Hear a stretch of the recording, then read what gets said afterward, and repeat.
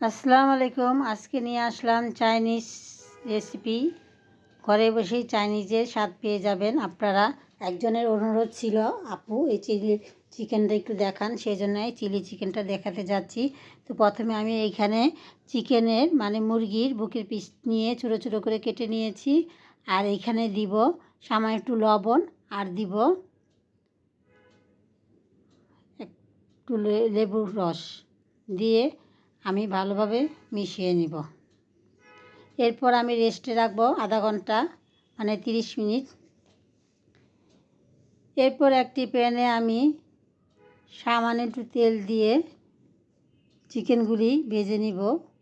তো বেশি তেল দিব না, সামান্য একটু তেল দিয়ে চিকেনগুলি ভেজে নিব। আর আমরা চিকেনগুলি বেশি করে কড়া করে ভাজবো না। তা আপনারা যদি আমার চাইনিজের রেসিপিগুলি দেখতে চান তাহলে অনুরোধ করতে পারেন বা কমেন্ট করতে পারেন। আপনাদের কমেন্টের আশায় আমরা থাকি। আর যদি আপনারা কমেন্ট না করেন আমাদের আগ্রহটা কমে যায়, ভিডিও বানাতে ইচ্ছে করে না। তা আপনাদের অনুরোধে আজকে আমি এই রেসিপিটা দেখাতে যাচ্ছি। তো এখন আমি এখানে দিয়েছি গোলমরিচ দিয়ে আমি আবারও 2-3 মিনিট রান্না করে নিয়েছি।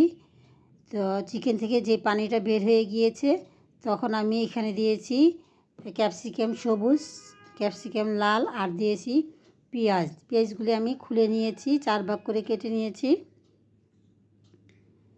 তো এরপর দিব স্বাদ অনুযায়ী লবণ, সামান্য একটু লবণ দিয়েছি। আগেও কিন্তু লবণ দিয়েছি, লবণটা আপনারা বুঝে দিবেন। এরপর দিব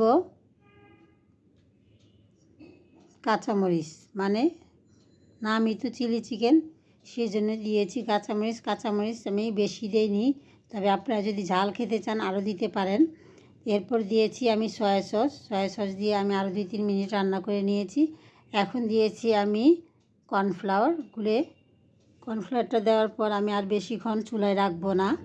আর আপনারা হাই হিটে রান্নাটা করে নেবেন। তো আপনাদের জন্য আমি রেসিপিটা দেখালাম।